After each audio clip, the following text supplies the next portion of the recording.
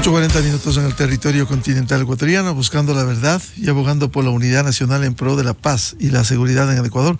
Queremos dar la bienvenida en estudios de la revista de Opinión y Democracia a la señora ministra de la Mujer y Derechos Humanos, doctora Ariana Tanca.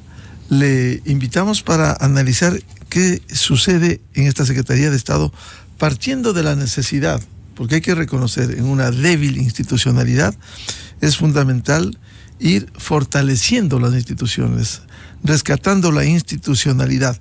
Y una de las menciones que quiero formular, cómo se rescata esta institucionalidad cuando ha habido algunas acciones ya en este gobierno, como la emisión del decreto 192, que vincula e involucra a las casas de acogida. ¿Cómo se está insertando dentro de esta política institucional? Muy buen día, ministra. Muy buenos días, muchísimas gracias por la invitación. Definitivamente uno de los desafíos más grandes que tenemos en este momento en el Ministerio de la Mujer y Derechos Humanos es la parte institucional. ¿Por qué nos estamos enfocando en la parte institucional? Porque los gobiernos pasan, los gobiernos cambian. Sin embargo, las políticas y la institucionalidad se mantienen, y a eso estamos apuntando, que las políticas de prevención, de atención, de reparación y de protección a las víctimas de la violencia basada en género y la vulneración de derechos sea una política de Estado, de modo que no importa quién esté gobernando, pero esas políticas siempre van a estar para proteger a las mujeres, a los niños, las niñas y adolescentes y a la población en situación de vulnerabilidad. Y un ejemplo de aquello, los primeros pasos que dimos para darle fuerza e institucionalidad al Ministerio, justamente la firma del decreto 192. El decreto 192 lo firmamos el 7 de marzo en Sangolquí junto al presidente Daniel Noboa Sin.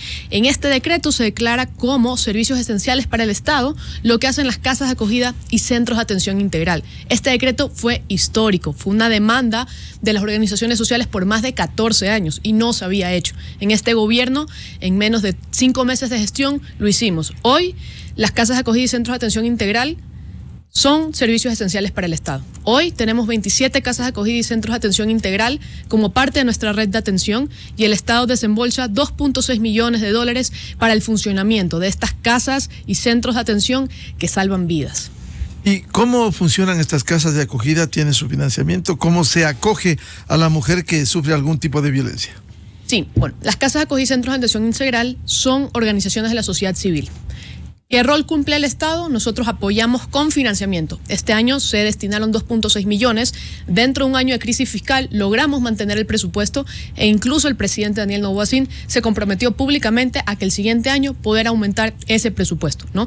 Entonces, por ejemplo, algunas de estas organizaciones llevan más de 40 años sirviendo a las mujeres. Entonces, el Estado lo que hace un poco reconocer esta labor, apoyarla con presupuesto. Entonces, llega una mujer. Puede ser a partir de una derivación de parte del Ministerio de la Mujer y Derechos Humanos o de cualquier institución que haya llegado antes, o puede llegar por voluntad propia a esta casa de acogida y centro de atención integral.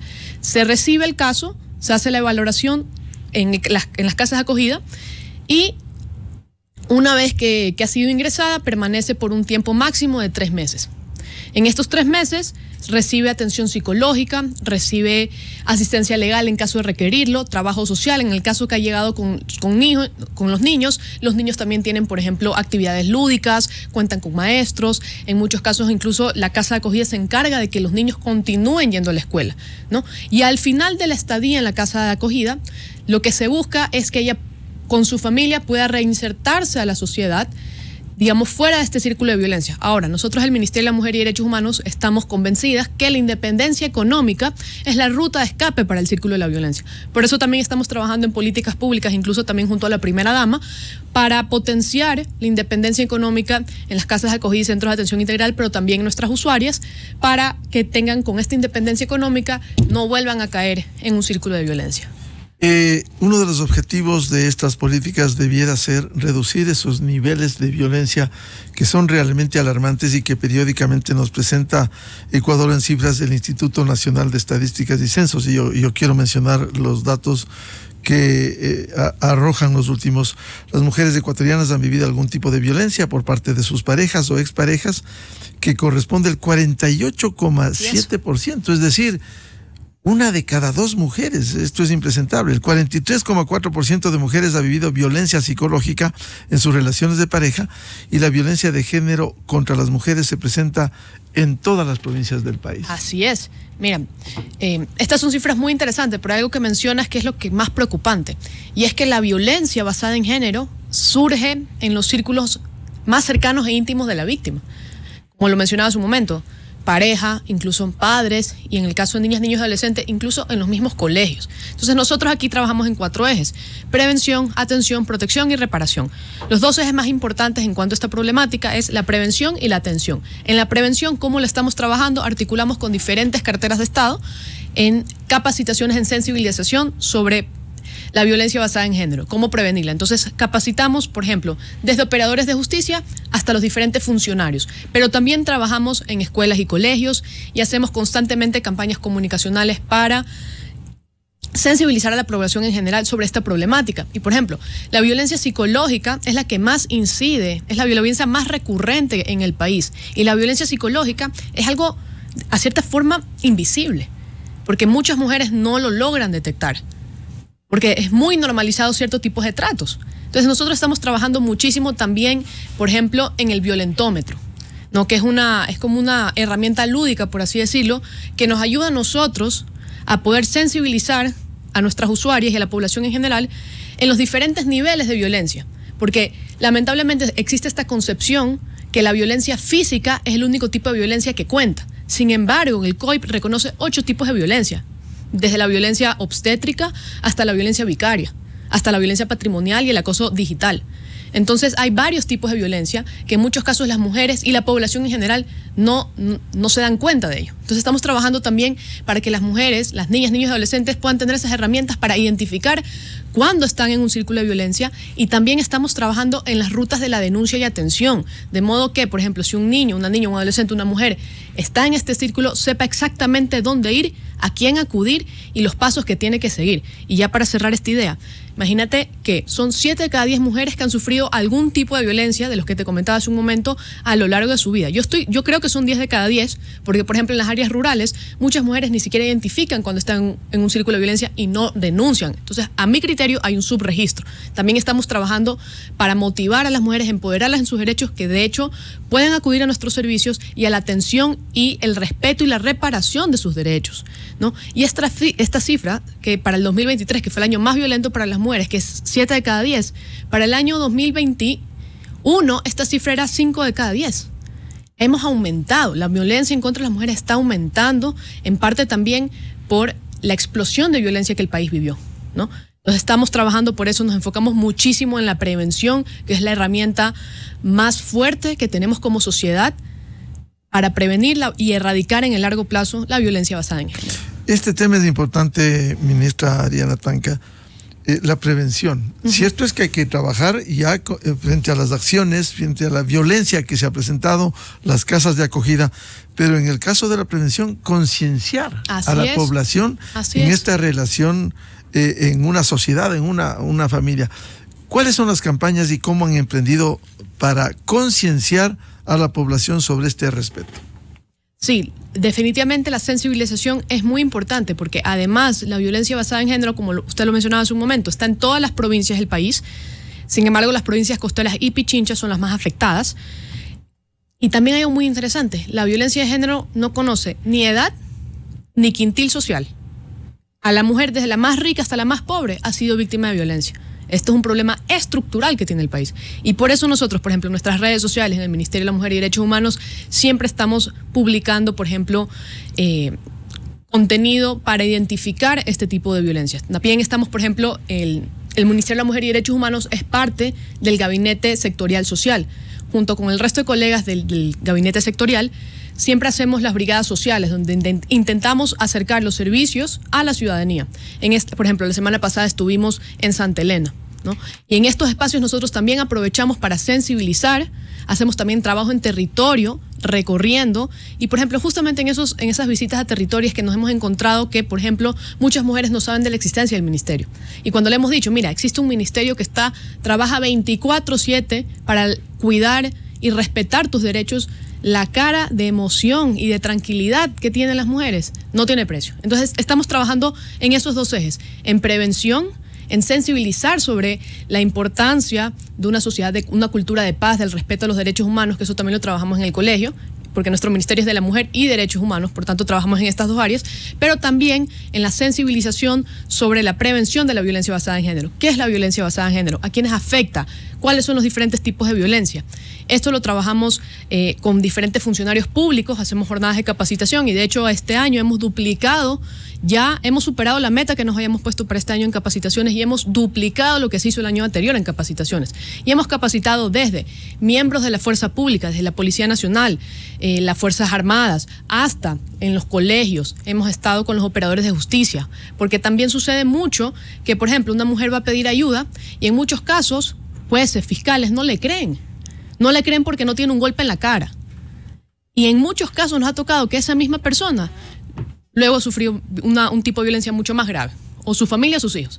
Entonces, la prevención también está en que los diferentes operadores y funcionarios públicos puedan reconocer y poder activar los protocolos correspondientes. Claro, jueces y fiscales que entiendan, porque ha habido la casuística, hechos que realmente son inadmisibles desde una autoridad que no entiende esta problemática. Así es, y eso es muy importante, trabajar de la mano con todas las instituciones del Estado, porque la lucha en contra de la violencia basada en género no solo el Ministerio de la Mujer y Derechos Humanos, es una lucha que nos corresponde a todos.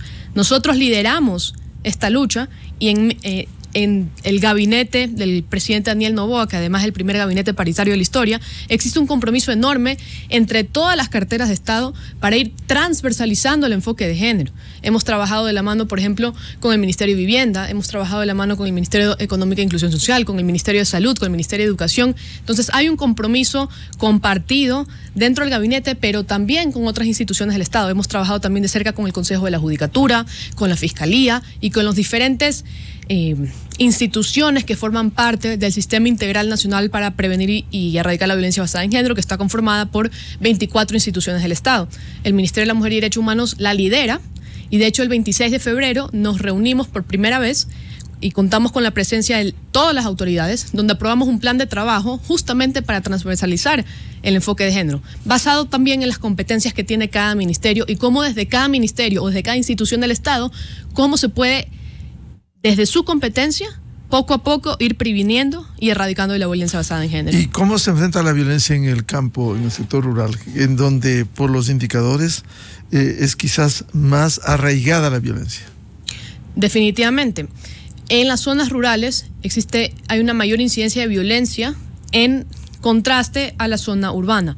Sin embargo, en los últimos años parece que se va equiparando el nivel de incidencia, pero nuevamente tenemos que tener muy en cuenta que las mujeres en las zonas rurales muchas veces no logran identificar cuando están en un círculo de violencia y no logran acceder a los servicios del Estado. Por eso que nosotros también estamos trabajando muchísimo en poder llevar nuestros servicios en todos los rincones del país y conformar un sistema de alertas que nos permita llegar a cada caso que surja. Ahora, en el área rural, y está muy de acuerdo con las cifras nacionales, el mayor tipo de violencia es, digamos, la psicológica. Luego sigue la violencia física, la violencia sexual y algo muy importante, también es muy incidente la violencia patrimonial. ¿Qué quiere decir esto? Que la pareja de la mujer es quien maneja el dinero que ella gana. Y al manejar los ingresos de la mujer, la controla. En muchos casos tienen hijos. Entonces la mujer dice, ¿cómo yo voy a salir de aquí si no tengo cómo darle a comer a mis hijos?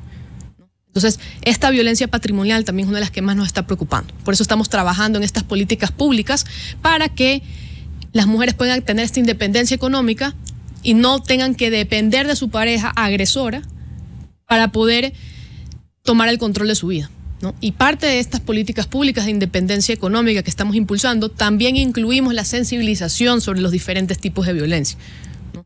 Para que, como digo, existe una mala concepción o se suele pensar que solo la violencia física es el único tipo de violencia que hay. O sea, solo si te pegas es violento.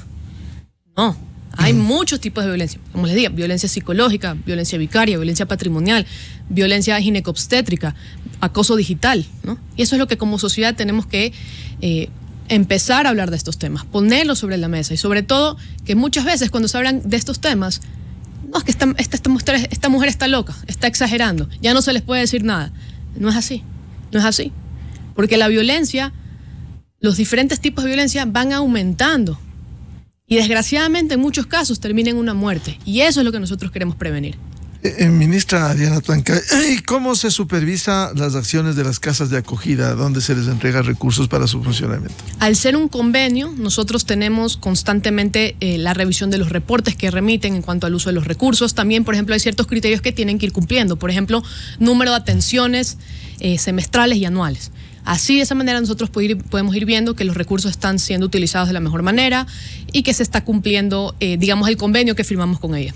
Nunca hemos tenido un caso en el que nos tengamos que preocupar por mal uso de fondos, por así decirlo, porque el trabajo que hacen estas casas de acogida y centros de atención integral es en muchos casos impecable, pero también muchas de ellas tienen más de 40 años sirviendo a las mujeres. Entonces ya el modelo de gestión ya está probado y comprobado, por así decirlo. Además, para acceder a estos fondos del Estado también tienen que cumplir ciertos requisitos. Uno de ellos tienen que tener por lo menos 5 años en funcionamiento para poder acceder a los fondos, ¿no? Y se califican las propuestas y a partir de ellos asignas los fondos. No solo se califican las propuestas, sino después, ya en pleno funcionamiento, hay una interacción con las casas de acogida para que sigan funcionando con esos recursos. Así es, y nosotros mantenemos reuniones constantemente con las directoras justamente para saber cómo está la gestión, en qué podemos seguir ayudando para ir mejorando también el proceso también los procesos internos y también la atención, de modo que hay una sinergia entre el ministerio y la red de casas de acogida y centros de atención integral. Esto parte también de una reunificación a la familia. ¿Cómo Por supuesto. patrocinar esto? Por supuesto, las casas de acogida y centros de atención integral tiene como objetivo proteger a las mujeres que tuvieron la valentía de salir de un círculo de la violencia. Muchas de ellas, como mencionaba hace un momento, llegan con sus hijos.